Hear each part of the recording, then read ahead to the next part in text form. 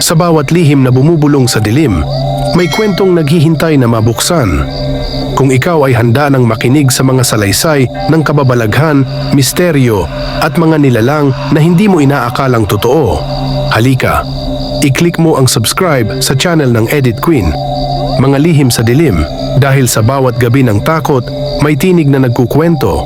Ang kwentong pinamagatang Ang Huling Gabi sa Gabi ng Dilim. Sa gilid ng kagubatan ng Panay, may isang baryong tahimik sa araw, ngunit nagbubulong sa gabi. Dito naninirahan si Lola Sabel, matandang babae, tahimik at laging nakasara ang bintana. Tuwing kabilugan ng buwan, may umiiyak na sanggol sa bubong ng kanyang kubo. Ngunit, wala siyang anak, wala siyang apo.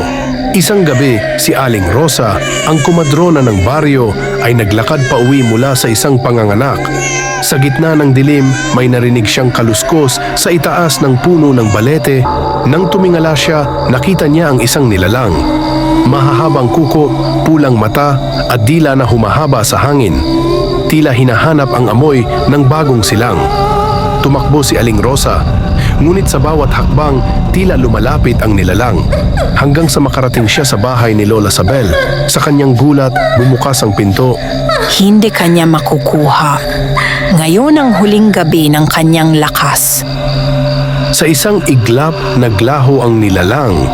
Ngunit mula sa anino ng gabi, may narinig silang huni ng isang sanggol na umiiyak.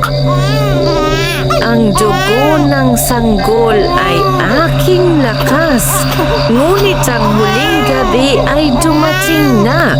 Kinabukasan, natagpuan ang katawan ng nilalang sa ilalim ng balete, tuyot at walang buhay.